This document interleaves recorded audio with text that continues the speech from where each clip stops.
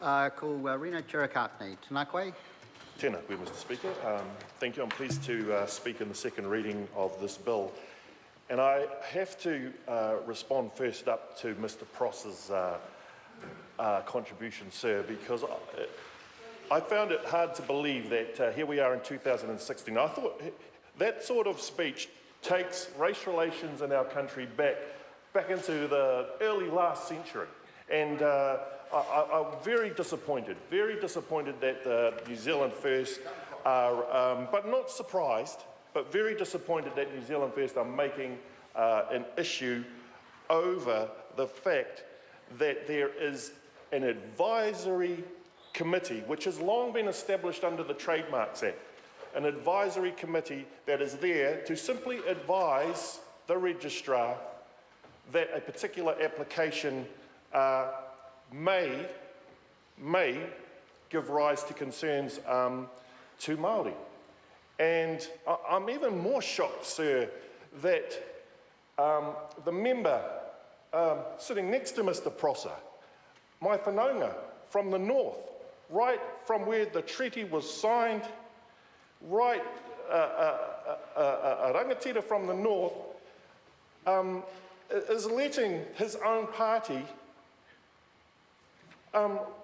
run roughshod over what has been nearly hard-fought battles by Māori in this House to get recognition, to fight, to get recognition of the treaty and to give expression to that through all of the mechanisms of government and the laws that we enact through this House, sir. And I'm really disappointed.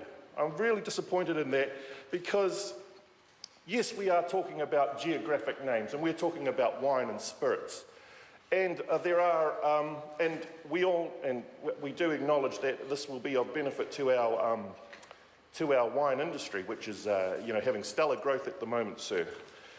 So in one sense, yes, we are looking at that. But, sir, there are instances where there are sacred sites, sacred names, sacred places to Māori, and they may well have concerns about whether a GI application has been submitted. It may give rise to those issues. I mean, I give a classic example, sir, a couple of examples. I gave the example, sir, of, on my Ngaitahu side, if a geographical registration, say hypothetically, would be made for Kaiapoi or Kaiapohia, those very sacred areas where I dare not go into it, but a lot of bloodshed was shed back in those days. I believe that there would be real concerns. That would be of great concern to me. And also, sir, let's use the example of how would the member, and he can consult with his member, I'm sure his fellow caucus, his fellow colleague. What if a GI application was made for Ruapekapeka? Ruapekapeka, a very sacred site to us in the north, and particularly to the member's colleague there, and to the leader of his party. What if a GI application was made for Ruapekapeka? That's just a place, it's a place name. Here's another one, Aoraki region. The Aoraki region, which is a region, it's recognised. There is a, you could say it's Mackenzie region as well. But those are examples, sir, where there should be at least some recognition, and that's what this bill does. It only gives an advisory role.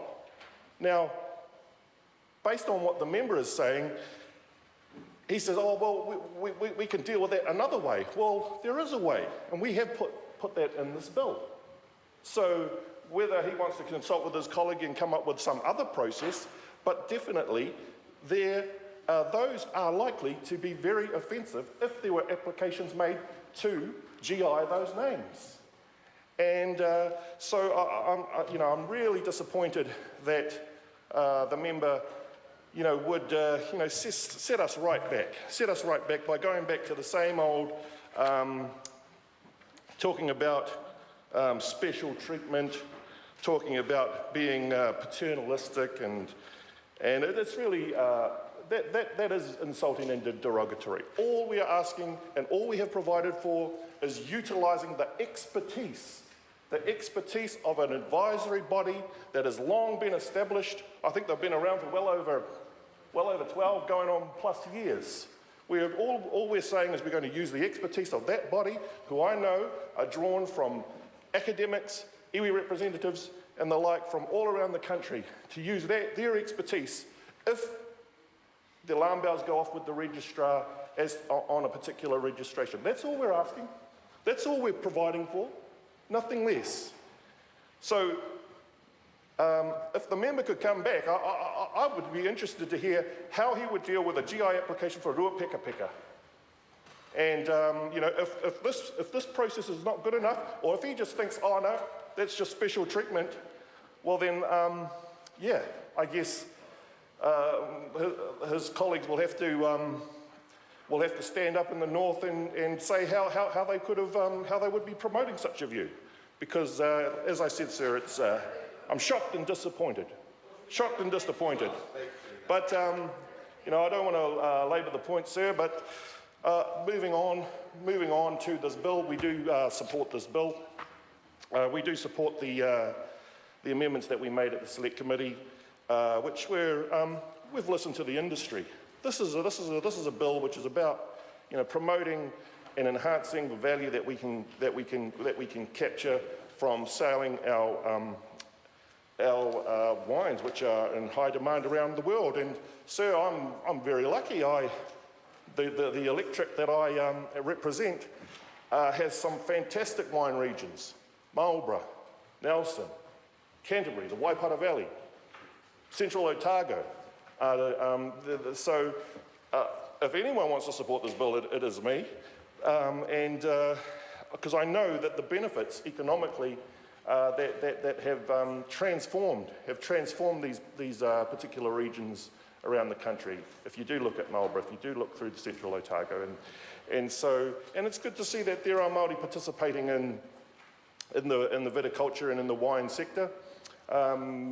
Right back to wines that were, I remember, over in Martinborough, Hawariki, which was probably the first Māori wine that is still over there with the who was my whanaunga, the late Mr. Hawkins over there, to what we see with Tohu and the Wakatūān Corporation and what they've been doing, to other grape growing areas which have significant Māori involvement in the Hawke's Bay and up in the east coast, Gisborne.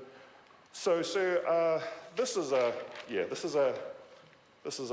positive piece of legislation which we're wanting to implement. We do also want. I do want to touch on the fact of the matter about country of origin, and yes, Mr. McKelvey, I had to go there, but Mr. McKelvey said maybe one day, sometime in the future that might happen.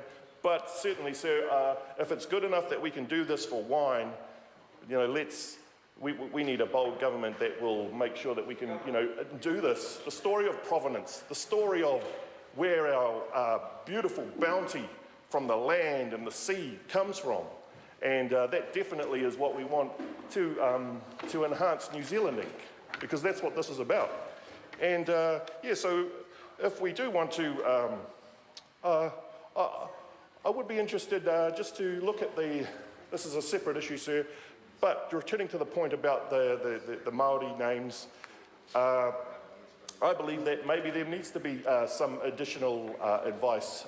We've just implemented the Te Reo Māori Act, so a substantial piece of legislation to do with Te Reo Māori, and maybe that there could be some input through the mechanisms and the bodies that we've set up under there into this process. But for now, the advisory committee that we have recognised is more than appropriate to play that task, and therefore, sir, I commend this bill at its second reading. Kia ora. Members, this debate is concluded. The question is that the motion be agreed to. Those of that opinion will say aye. To the contrary, no. The ayes have it. Geographical Indications Wine and Spirits Registration Amendment Bill, second reading.